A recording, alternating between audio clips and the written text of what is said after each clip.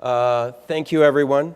I'd like to introduce to my left Erin Turner, who will also be providing our closing keynote. Expert in mobile security and information protection, currently president of IntegriCell, did I pronounce that correctly? As well as research with INS, and welcome. Next to him is KJ Grindy. KJ is responsible for the day-to-day operations of the Office of the Information Security Office for Edwards Life Sciences. Been in this industry quite a while, and former co-worker with me, as well as Henry Jenkins. And Henry is in information security and risk management, currently serving as the Director of Information Services for Huntington Memorial Hospital. And so I'm going to start off by taking a survey, and I always do this, and I just want to kind of get a gauge from all of you. How many of you have read at least one, if not 15, BYOD white papers in the past 6 months? Okay. Keep your hands up if you would. And how many of those were predominantly about which tool and which feature comparison in the BYOD market? Okay, the good news is we're probably not going to be addressing any of that. We've been doing BYOD for at least 3, 4, 5 years. It seems to be in the same churn. So we're going to take a little bit of a different direction. And we're going to start off with, should we? Let's start off with, you've had a unique and interesting position on mobile security. Why don't you start us off, and then we'll kind of work our way down the line, and we'll gauge the audience reaction. All right, so my name's Erin Turner. As introduced, I run an independent mobile security consultancy. We basically do management consulting and system integration for Fortune 500 companies, and we try to help them make wise decisions. And so basically we usually get called in to call out maybe some of the things that aren't quite true in some of the marketing materials of some tools that people may have purchased. And basically it's our position today is that on iOS and Android and Windows Phone and BlackBerry 10, really you're kind of in a world of hurt. And so I think it really comes down to the fact of, do we continue to roll over and take it? Or do we decide to go proactive and say, no, we're going to do something different, we're going to try to innovate? And that's kind of my position, is that we've been fed a bunch of garbage from a lot of vendors for a lot of time now. What are we going to do about it? Well, let's try to get proactive. And I think the soundbite that I heard, and I feel free to correct me, is mobile security is fraud. If you have a vendor who comes to you and says that they solve all of those problems, I would take issue with the veracity of that statement. So, what I'd like to do is, instead of trying to go through mobile device management features, instead of trying to go through the normal IT approach, what I've asked all of these gentlemen to do is to bring a perspective of what is still true, what do we need to do, what is the risk management approach to this, what are they doing, what are they saying that's unique, and some of the things that we hope to bring out today have absolutely nothing to do with technology, but you're going to hear things such as regulatory, you're going to hear things such as legal, you're going to hear things such as international issues, carrier issues, things along those lines. So if I can, KJ, and not necessarily exposing what Edwards Life Sciences is doing specifically, but as the industry that you're in, what are the things that you're seeing that you're needing to protect, and how does that then impact how you go about selecting controls, selecting your strategy, et cetera? All right, thanks, Ed. And just to state it clearly, I'm KJ, the CISO, who has purchased those tools that Erin comes in to tell me that I've... So it's just the main thing to do it over again is the alignment that you need to have with your culture and your privacy officer. And if you don't have a privacy officer in your organization, that's the number one step. You need to have a privacy officer. All U.S. corporations and then multinationals, of course, have the challenges of adhering to privacy regulations. In your industry, what are you guys trying to protect? What is the IP, the secret sauce. I mean, let's get back to the basics. We somehow throw everything out the window. We go through our checklist, but there's data going on these devices. What is it that in your industry you're trying to protect? Well, we're the same as other industries. So we do have that power user that wants their ability to their PDA, their data, their email, those kind of things. But we've also developed specialty applications to help with our heart valve manufacturing processes, where we can go to clinicians and heart surgeons worldwide and show them in real time how our valve can innovate their new practices. That is pretty sensitive information that we don't want to lose any control over. It's primarily delivered on a tablet. So data exfiltration is a concern. International issues of how you go about doing that. Henry, we talked briefly and some of the unique things in your space. I'm going to let you freeform, and then I'll kind of throw some of the things that I recall. You know, we assume for some of us that doctors are just employees of the hospital. Why don't you walk through some of the things that you're seeing in your industry? Certainly. Thanks, Ed. My name is Henry Jenkins. I'm Director of Information Services for a community hospital in Pasadena. Many states have banned what's called the corporate practice of medicine. What that means is just about every physician that walks into the door of a hospital to treat a patient is an independent contractor. And chances are they have their own device, which is one of the challenges that we see. We want to get them to practice medicine and serve the patient as efficiently as possible, which frequently means they want their mobile device talking to our electronic medical record or EMR system. But they also drive business to us. So it's like having 900 channel partners who all want to do their own thing and trying to get them on the same page to treat that personal health information, or PHI, with the same care and concern as they give the actual body of the patient. So again, audience survey. How many of you, and I'm going to shamelessly steal from my good friend here, Erina, who just mentioned this. How many of you would allow the Geek Squad to set up your computers in your office? Wait a minute, I got laughter. I'm not used to that. Well, wait a minute.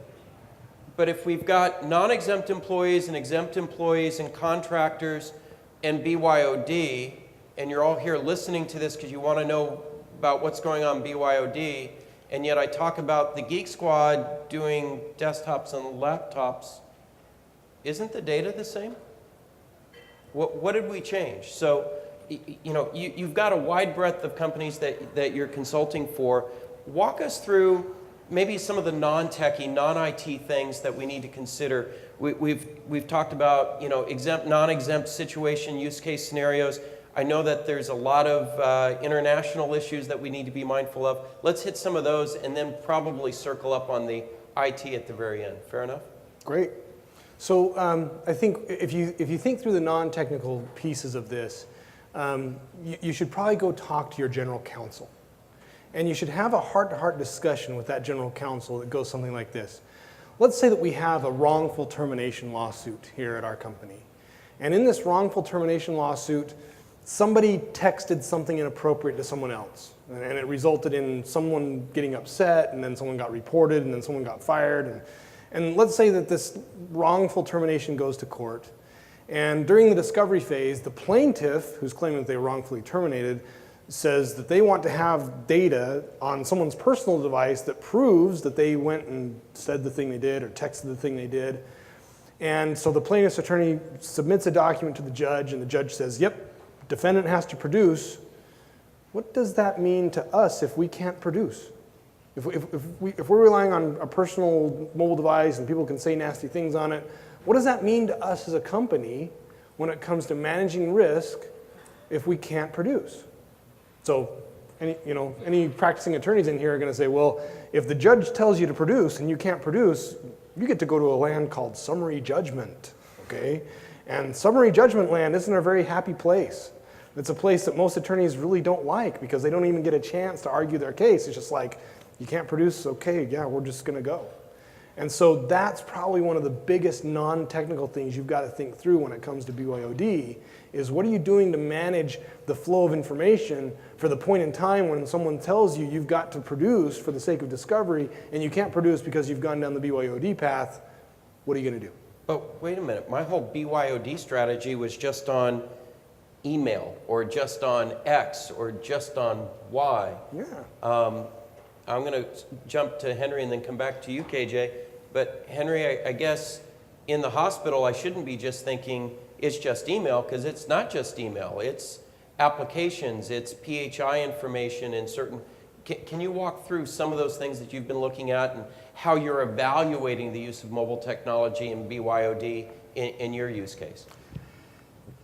Well, if I didn't say mobile technology didn't scare the heck out of me, then now is probably a good time to do so. So with mobile technology, the biggest thing is, of course, the data. And the data is accessible in a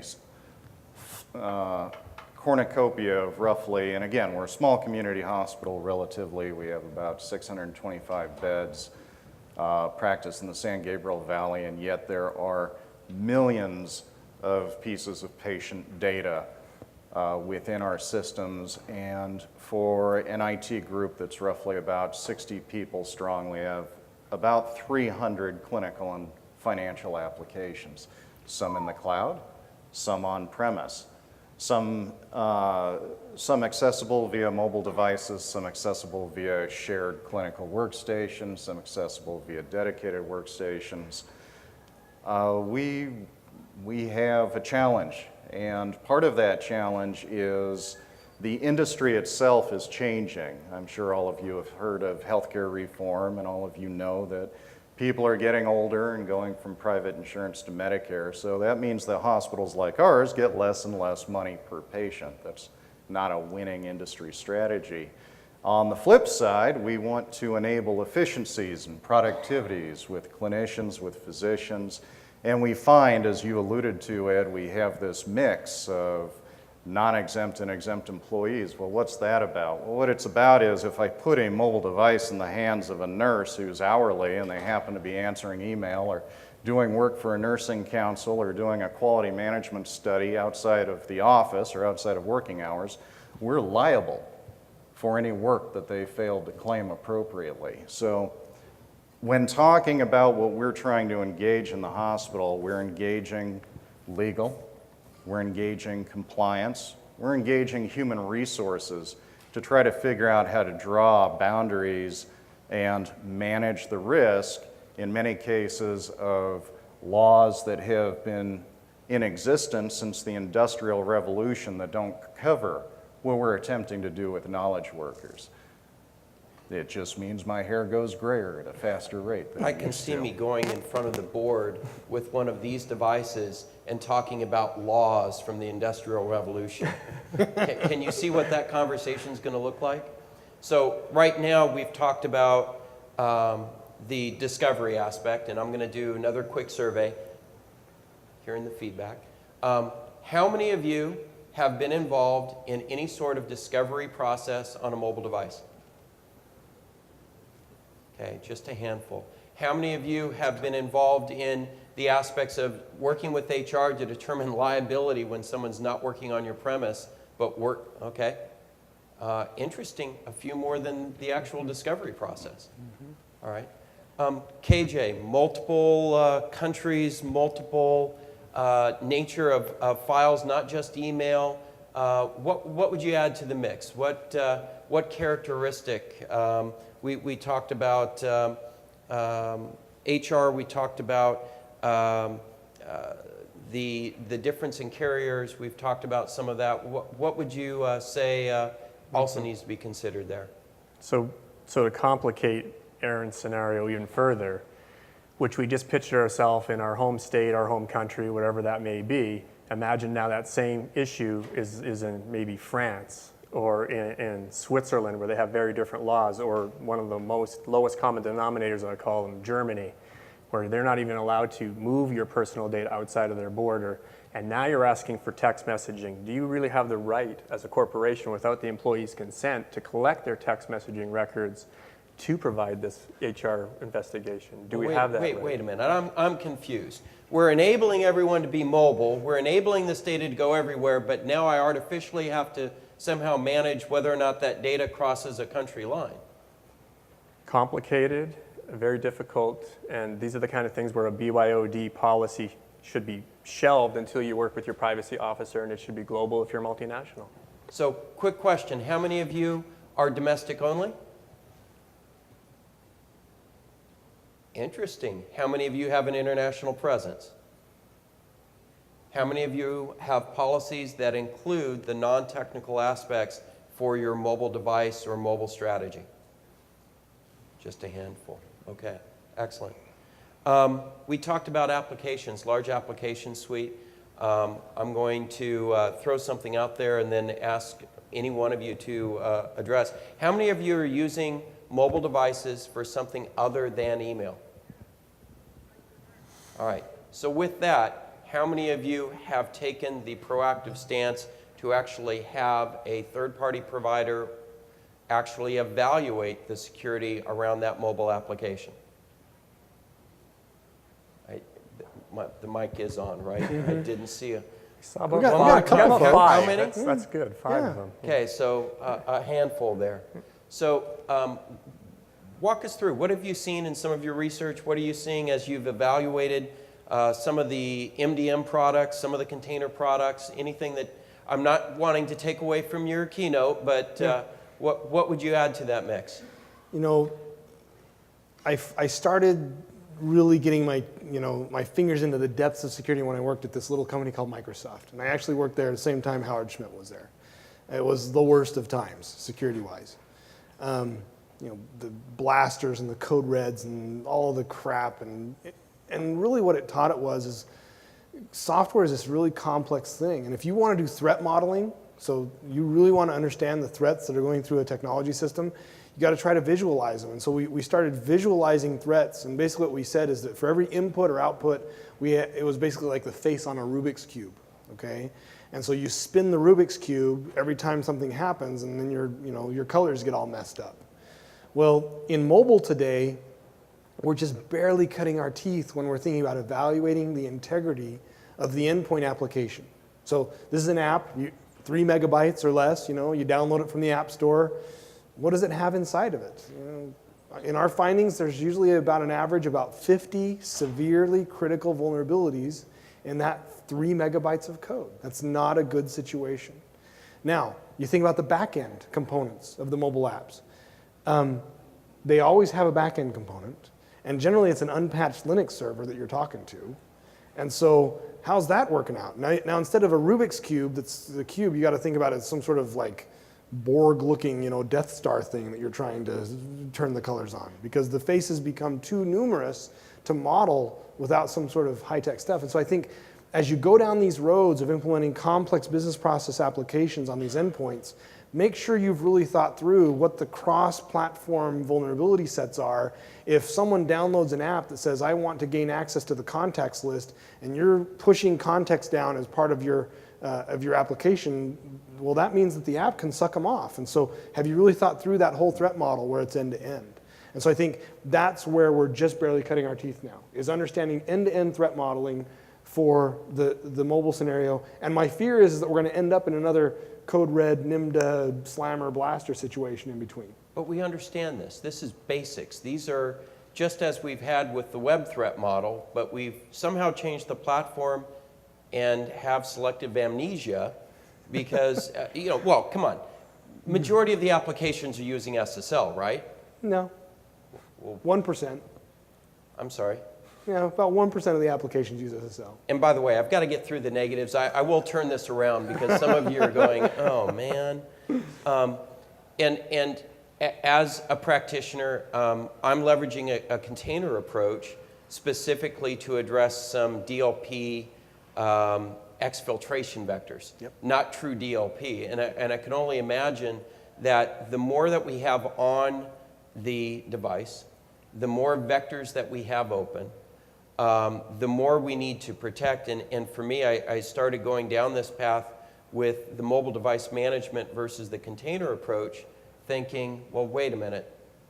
if I've got to control every app, how many of you have the staff to be able to ensure that your executives can get Angry Birds Star Wars Edition on that device within 15 seconds of them purchasing it? Can I see a show of hands?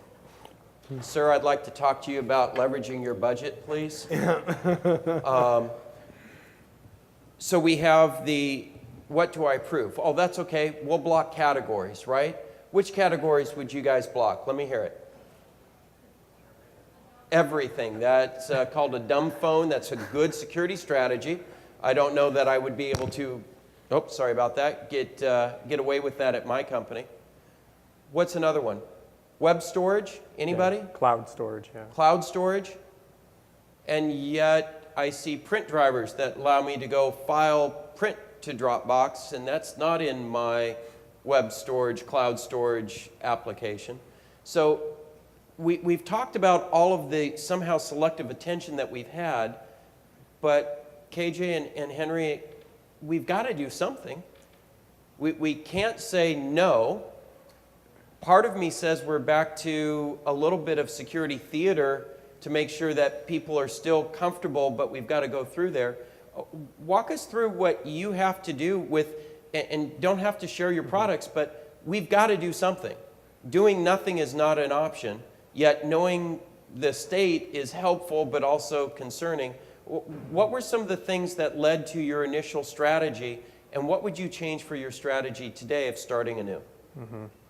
Can we do this again, Henry? I mean, we've already been through this. So 15 years ago was hardening, the servers, making them as secure as possible, removing services and so forth. Then we went into, the perimeter needs to be the new focal point. Well, now the perimeter has been blown away because the data moves in and out through porous networks and mobile devices. Do we got to go back to hardening the mobile device? Is there a mobile device that's hard enough to be secure enough for enterprise use? Okay. That's my take on it.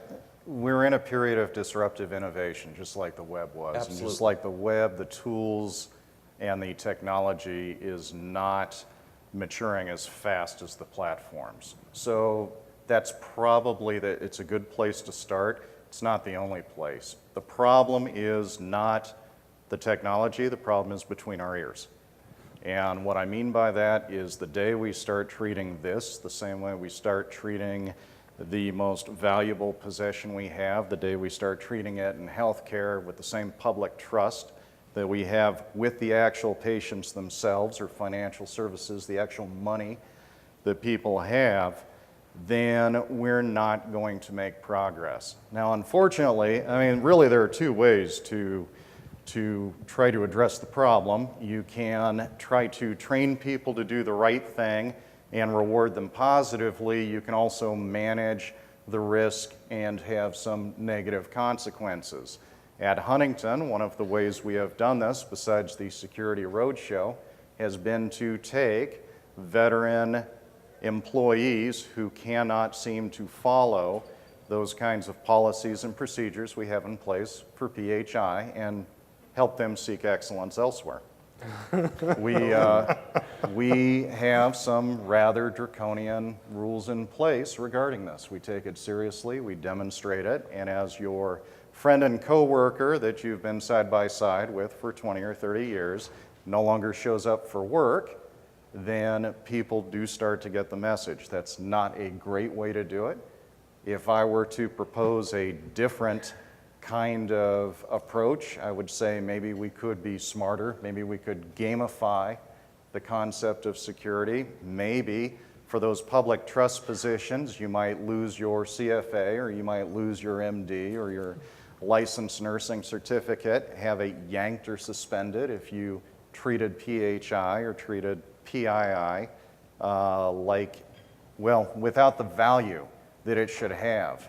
But really, that's inculcating a culture of security, not just within our organization, but within industry as a whole. And that's probably something of a utopian dream. Can we win the battle if we truly try to manage and protect the devices? KJ, you mentioned hardening the server. Henry, you were just walking through some of those aspects of, we've got some draconian policies. I'm trying to figure out, with as much innovation that's having on the hardware platforms as much variety that the consumers have at insert carrier here, are we going to be able to find tools that are going to be able to manage the device, or do we really need to be looking at virtualization and containers across all of that platform? Okay, so right now with just plain old MDM on like an iPhone 4, iPhone 4S, you can basically count on retrieving the data very, very quickly. And so basically you're in a situation now where these tools are being sold setting a false sense of expectation, which means that you have to move to compensating controls. So that means you've got to have some way to bring yourself up out of the muck. And right now, our best approach for that is containerization. It's basically completely distrusting the device, moving to a partner who's going to help you containerize your enterprise data, and at least you have a defensible position there. So there are vulnerabilities in containers, and not all containers are created equal. But basically at that point, you're now out of the realm of the masses of attackers who have the capabilities to brute force open iPhones and Android devices. And now you're in a container that you can defend from. And so that's my perspective. By the way, we suggest a 9-character password on a container, and that keeps us out for about 6 days. That's 6 days of brute forcing. So, but like I said, not all containers are created equal. If you'd like to know more about which ones we don't consider quite ready for prime time, we can have a private discussion.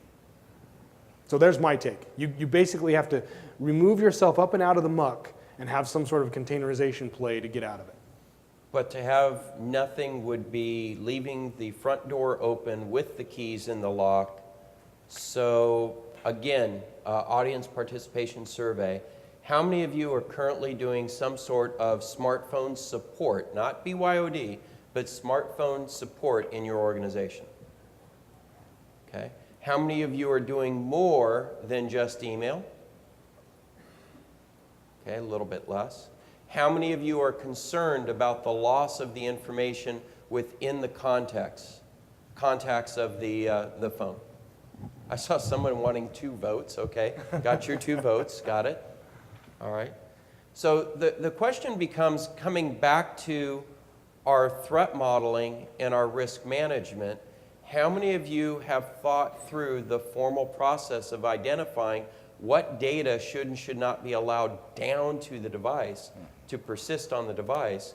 Because the Faraday bags and the hacking tools are out there, and even my remote wipe doesn't necessarily remote wipe, but I would dare say we need to have some of that, even though it may be theater, to be able to show some level of due care, because with the lawsuits, I would rather be able to say, here's what the industry is doing, here's what my peers are doing, and I'm doing X, I'm doing Y, I'm doing Z, and even though the realities may be different than the marketing, So I think we still need to do something. Yeah, MDM is check the box, right? So you should do MDM because you need to check that box. Now, that means that you should get the best deal you can for that, right? Because that is not a security tool. Containerization is risk management, right? So there's kind of the distinction. Totally agree. It's like antivirus, right? We all have to run antivirus because some regulation somewhere says that we have to run antivirus, despite the fact that it's like 18% effective now or whatever it is. Right. And so I think that's where we're at with MDM. MDM, not that effective, have to do it to basically retain your legitimacy, but that's not a risk management tool. So let me think, oh, sorry. No, I was going to say that, I mean, risk management, we all know that we buy it like insurance. It all depends on probability and impact, right? And who your adversary is. Presuming that adversary is on the level of our greatest concerns. Really, I'm more concerned about the absent-minded physician leaving the iPad in his car than I am some mysterious group going after all that PHI. It's kind of lower on the risk list. What's interesting to me is, yes, I absolutely agree. Tools make a lot of sense, but I heard you say the magic word, which is process. And really having a process within your organization to look at the likelihood, the probability, and the impact of those risks, and then try to come up with a way of dealing with those or mitigating them is probably the correct approach. MDM or containerization may be one of those risk mitigation strategies, but it certainly will not be the end-all and be-all. And as I keep hearing, the MDM and the virtualization, containerization, one of the things that's interesting to me, at least with our physicians, they can practice in any hospital. What happens when you get someone who's got 5 different systems on his device? How does that all play together in that space? And I don't know that anyone's ever addressed that either. I think at that point the device becomes a projectile, and it's usually being thrown at someone, which creates more business for you because maybe someone gets hurt, right? And they'll throw the device, they put out an eye, and now they're going to be your customer. This is business development. You don't have to interview for that position at the hospital. I think we'll leave it at that. So what's interesting is that the consumerization of the devices is bringing more of these devices in. Our security posture is actually diminishing because of them. But come on, guys, BYOD saves me money, right?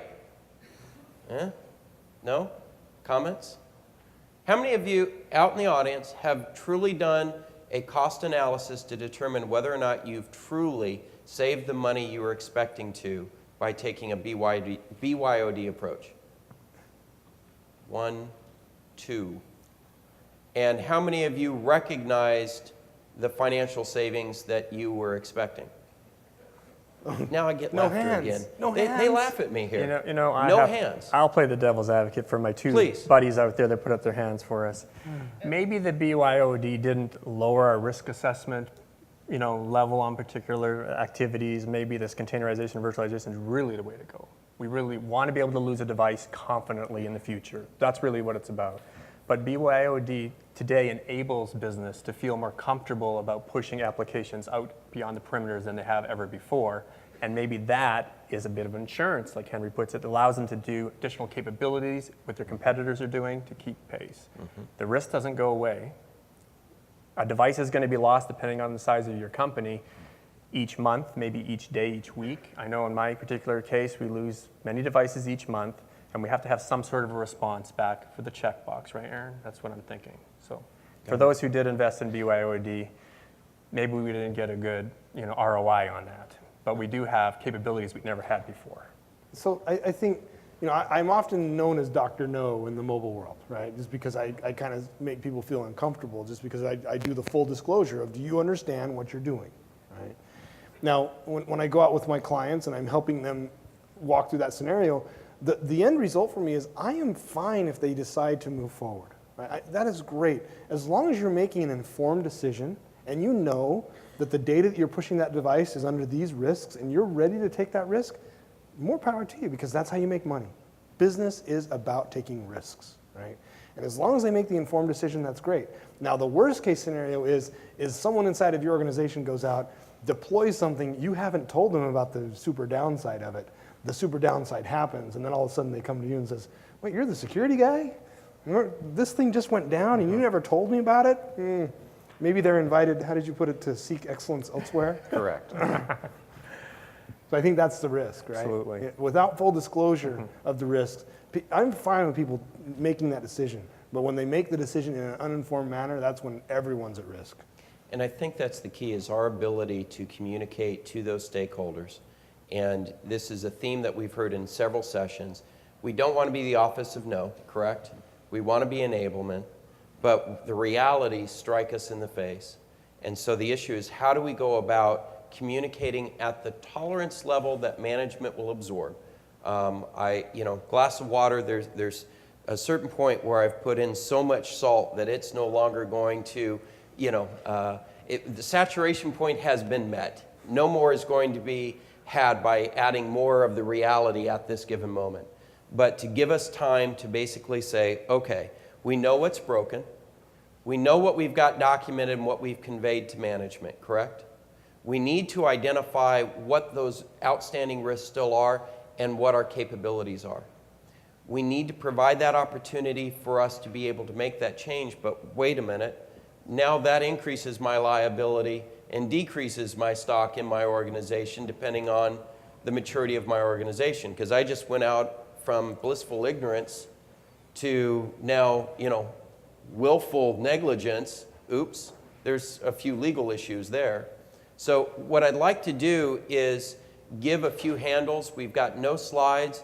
I'd like everyone to kind of provide their input. I'm going to give you my short list of what I've used to go through my process. I'd like everyone else to do the same. In the meanwhile, I'd like to get a mic going so we can do some audience questions here. Predominantly, INS is one of the resources I use, the Gartner materials that are out there, Aberdeen, Forrester, the Securosis, Rich Mogul, and team, good materials there from a technical perspective. And then the corporate executive board, they have a general counsel toolkit for mobile, which made me think of, well, wait a minute, there's tax potential consequences. There's legal consequences from a discovery standpoint. You know, can I seize a device that doesn't belong to me even though they've signed their life away? Everyone says, have the paperwork to sign your life away, but what are my legal rights? What are my legal rights internationally? That's fun. So that's what I've kind of used as my combination to try and get me to think beyond IT, beyond controls, but actually stepping back and going, what are the risks associated with my mobile strategy, not just my smartphones? Aaron? Let's start the other side. I started last time. Okay. So from our perspective, we've tried to take Gartner's maturity frameworks. We've tried to take HIPAA high-tech and looking at the high trust model as a framework for governance, as a framework for process maturity, because we believe it all starts there. There are ways to do things bottom up, but it typically results in a balkanized approach, and that's not very efficient. That gets back to having a staff of far more than I think most of us get. Looking at those, coming up with the types of risks and the probabilities and the impact that we have around them, then figure out where we need to approach it. Is it a people problem? Is it a process problem? Is it something that a technology tool or set of tools will help? These are things we do in layers as best we can. Like everybody else, I would say there's a cost benefit. Do we do it as well as we could? Probably not. Do it better than nothing at all? Absolutely. And we continue to try to revisit and improve on a regular basis, again, with other stakeholders in the organization, whether it's compliance, whether it's risk, whether it is HR, whether it is legal.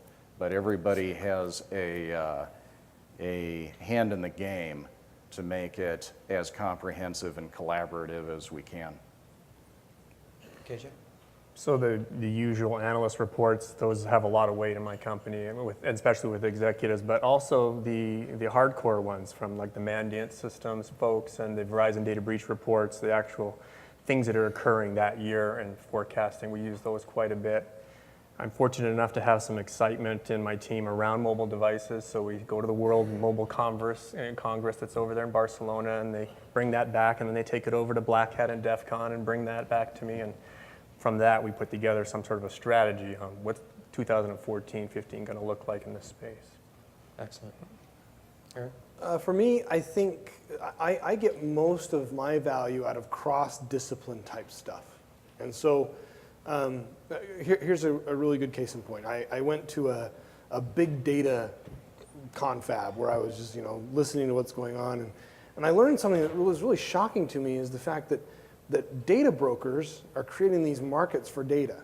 And so here's just one cross-discipline corollary is, a major discount retailer is making more money selling a data feed to the insurance companies, the health insurance companies, than they are selling clothes.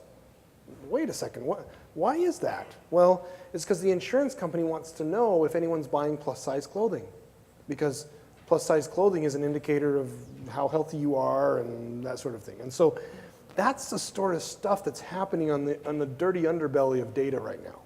And so when you understand that there's this market going on for data, that now gives you a target that you have to hit to say, okay, I'm a hospital. How much would the data broker pay for real medical data, right?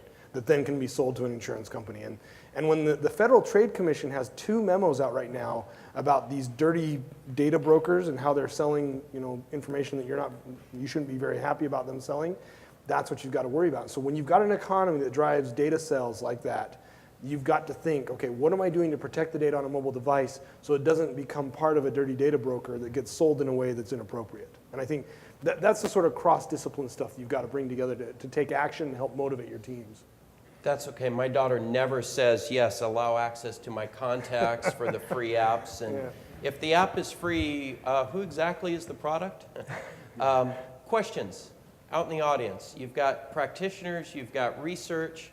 We've got one here. One here in the back.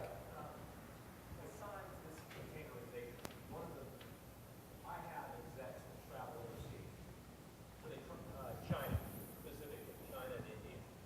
So one of the issues, he wanted to take his iPad and he wanted to take his iPhone, and he was just going. So I had to, right before he goes out the door, I go, I need you to turn off the cameras, and I need you to turn off Wi-Fi, and you're only going to be able to get a cell feed. That's it, off those two devices. But it seems that containerization and the MDM model wouldn't have done anything for wireless or the camera turning on during a meeting or anything like that. So it seems like, so I guess what I'm saying is it seems that there's something else above and beyond just the conservation of that container model. There has to be something else, because the access of Wi-Fi, I mean, I don't know of anything that can really, they're just so sophisticated. Yeah. I mean, what do you do? So, I mean, is it just social behavior? I mean, what is it that you have to do to protect yourself? So it's kind of a prelude to my closing keynote, and to get all of you in role, right? We're going to have you play actors because we're in Los Angeles, and your role is going to be that you're part of a large authoritarian government that has been tasked with stealing intellectual property, and I'm going to teach you how to use the mobile network to harvest as much intellectual property as you can, okay? And so that goes after the first part of that, which is when you're traveling, what's the real risk internationally? We'll walk through that in a little bit. I think let me focus on giving you a framework to help solve this problem more generally.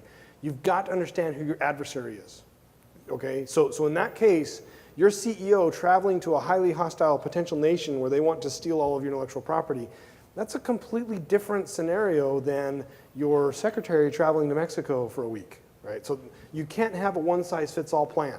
It's got to be crafted based upon the role of the individual, the information that they have access to, and then who your adversary is and how they're going to attack it. So it could come out that you have 9 different policies for mobile in your organization, because there is no one-size-fits-all. Any comments from you guys? Just, I relate, that's a difficult scenario. I have the exact same scenario. We've been to China twice in the last year to try to come up with something that's friendly to all executives. Hey, let's not stereotype any big nation, but there's no way to do it. So I've fallen back now onto the FBI guidance. They have a traveler's advisory policy which says use loaner information, have VPN only with a web-based type of access to their OWA, basically, with the second factor. But yeah, that's not good enough for execs, is it? They need the full application experience, and it's very difficult. So let's do another audience survey. How many of you are currently leveraging mobile devices and have a VPN client available and implemented on those platforms? 4, 5, 6, 7, 8, 9, 10, about a dozen. How many of you allow access to the internet only through VPN or some other monitored network connection? 1. Interesting. Thank you. Henry, anything to add there? No. We fortunately have not had any countries, I think, that we designate as particularly hostile to our hospital, but I can understand how that would be a concern for companies that have intellectual property that's certainly worth stealing. Because it was interesting, one point, at times I'd feel more comfortable over Wi-Fi than allowing a carrier to connect to a foreign carrier and have them dump something down to my device as I'm roaming. So interesting, we can probably walk through that. Any other questions out in the audience? Got a few more here.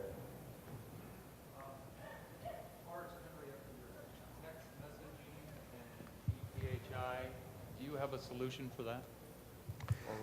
Would you mind Could you repeating repeat it that? for those that are on the recording? As far as text messaging and EPHI, through your hospital, do you have a solution or a recommendation on that side? We started looking at one product specifically among our clinicians, and the company was looking to innovate and also bring a physician piece out. And that was a closed ecosystem of secure texting. And then we found out our nurses were swapping out SIM cards and able to text on their own. So I'd have to say at this point, no, I don't have a very good one, but I know now some interesting areas to rewrite an RFI and go out to. Secure texting is a huge one. The taking of pictures of wounds of patients and emailing them off to physicians and making that secure while still making it easy and rapid to give care is a huge concern. And I don't know of anyone who's doing it well, although I do know there are solutions for that. For EPHI, I mean, we've got secure email, we're experimenting with sort of an enterprise Dropbox, Citrix, a share file. We're looking at secure texting, as I mentioned, but all of these are point solutions. There's really no closed ecosystem that I'm aware of that really protects that information in a way that would make me and perhaps patients, if they really thought of it, comfortable about where their information is going. But there's something to be mined here is if we do not have the bandwidth and resources and for some of us just the breathing space to innovate, then somehow there's a Jurassic quote in here somewhere that nature will find a way, our users will find a way, and unless we're providing something that's easy to facilitate the right behavior, people are going to be swapping SIM cards to affect the wrong behavior. Interesting. One quick comment about the texting, just across a broader, not just in medical, but if you go out and survey the 18 to 26-year-old demographic versus 26 and older, there's a very strong preference for the 26 and older crowd around email, right? That you email things. 26 and younger, it's just flipped, right? And so as you see more and more people entering your company, these younger and younger folks, they're preferring texting over email. And as a result, these texts are becoming more and more sensitive, they're having more and more information in it, and yet it's an area where we just don't have a good answer. And so it's one of those places where we've got to innovate. The most innovative thing I've seen there is where people are actually using Google Voice texting to bring the text back to a centralized Google app and to scan and to store and to filter and then forward it on. Interesting. And so, there's a place where you can combine. Nature can find a way where you take the innovation, you let them do it, but you have a way where you still do retention and scanning and filtering and that sort of thing. And so it's one of those things, as the generational gap continues to grow, as we all get gray hair and grow older or whatever, the situation is that we've got to be ready to innovate. And it's Right. through that sort of thing. Right. So the question was, still on? The Tiger Text, is it any good? All of the application-only texting systems are interesting hobby projects. They are interesting things that will keep hobbyists away from you, right? Nation states, no. It will not protect you from a nation state attacker or malicious carrier. And so we use it as directed. From a clinical perspective, Tiger Text or other similar applications, I know that they're in use. It again comes down to adoption, really. And can we have a solution that is reasonably easy to use by clinicians, by physicians, and also does not, or provides an experience where there is not the need to subvert it in order to get information in either a timely manner or to other audiences that person needs to contact, that forces them to go around that system. Additional questions? Hi, Oh. we don't have a BYOD in place in our organization. We do corporate issued devices. But I'm curious, just because I hadn't really heard the terminology, can you define containerization in terms of the risk management profile? So basically, containerization at a minimum should be an application that prevents the default inbox or the default contacts list from receiving corporate data, enterprise data. So meaning that your address book and your email store is out of the default inbox and out of the default contacts list. Okay, so there's the bare minimum, right? And therefrom, you can start building out all sorts of bells and whistles. There's containers that will allow you to publish an enterprise app down to it. There's containers that will allow you to have a virtualized desktop experience back to the mothership. And so at that point, there's all different flavors. But at a minimum, you've lifted out the address book and the email inbox out of the default positions that are on the device. And yet, most of them out there, because of the demands of the end users, the one thing that they allow explicitly to be exfiltrated is the contact information from one to the other, because we love our caller ID and we love our, voice activated, I know who's calling. So, you can start there and very quickly find yourself into, I'm exfiltrating the very things that we're trying to protect. And that's where, again, it comes back to what is it that we're trying to achieve? James.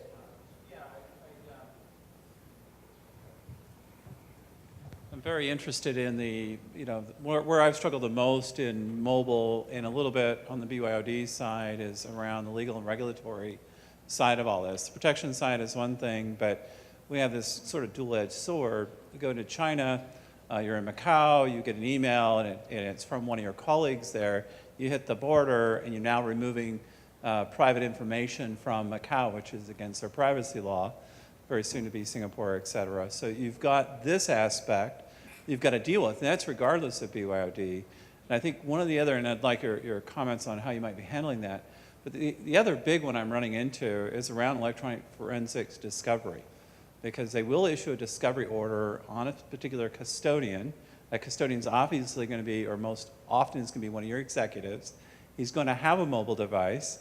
He may have personal data on there and company-related data, and now you're doing discovery across the personal data side. Now you're into another legal quagmire, because it's the plaintiff's right to have the data, but yet you can't separate that data. And do you have the right to look at their personal data as part of that? So there's a big two subjects really there. They're both related to the legal side of this whole mobile device. One being the privacy laws as your executives, whether you are US-based or not, if you're in some of these countries and you go out of the country with that data. And then secondly, the discovery motions that we're all subject to around this. I would just like to say, James, I would like to attend that session that you're going to be leading.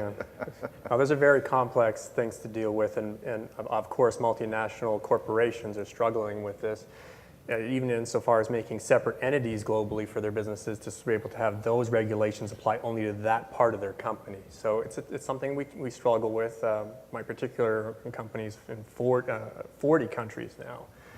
What I did is I picked out the lowest common denominator, and it seems to be Germany right now is the most strictest controls, and tried to apply those type of legislation on our mobile device policy. Mm-hmm. And to do that, to let you know, you don't get a lot of monitoring capability or consent from an employee now, because now I can't monitor a lot of things that here in the US, you log onto your machine, it says you're giving up this right, we're monitoring you, XYZ, you log right in, you get to work. You know that they might be watching, monitoring it. On the mobile device, exactly the opposite. We don't check text messaging, we don't check phone logs, we don't check surfing history. We're not really doing too much, are we? No, because we can't, because German legislation and privacy laws stop So us. it's, again, that interesting tension between compliance and security, and where we've got highly regulated activities that was supposed to help us be more secure or better privacy, is actually having potentially a negative impact on our ability to actually secure the data. Security and protection goes down, and that's why I think the point you made, maybe it actually is something I'm expanding on. Maybe it's just about controlling the type of data that goes on a mobile device. Back to really, the data. what's at risk? Make it a limited, low bar, whatever's at risk, that's okay. Let's protect that to the level that each country allows us to. It's interesting. and this just hit me. We're talking about those things that we can't control around privacy, yet one of the things that I don't think it's been tested in a court yet, maybe someone else here is far ahead of me, but you know, every corporate device we issue tracks everywhere that our employees go. And I do wonder, with that information under our control, when that'll start to get discovered, or in a workers' comp case, or in a potential wage and hour case, where the employer is allowed to use that, or where the line will be drawn. Worse yet, again, getting back to those physicians who do so much good but are independent contractors, I enroll them in NDM, I can track everywhere they are potentially. How do we put controls around that so that that doesn't get abused? So to go after that point, so right now in courts, people are trying to use the mobile phone location data to exonerate themselves, right? To say, no, I wasn't there when that happened.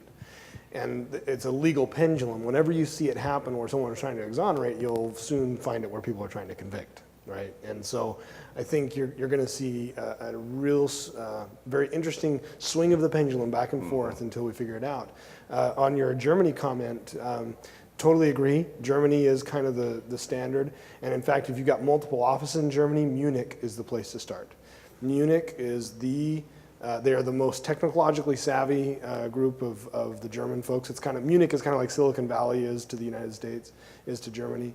And they're also extremely privacy conscious. So think about it as Massachusetts privacy law implemented in Silicon Valley. So that's kind of the way that you should view German, Munich, that sort of thing. One other just quick comment about your question. I think when you start thinking through all of the complexities of data moving from one place to another and that sort of thing, right now the US government has really only shown its cards in ITAR in one way, and that's to shut down a dude with a 3D printer in Texas. Okay. And so I don't see that being a big risk for us as far as data transfer on a device from one geography into another.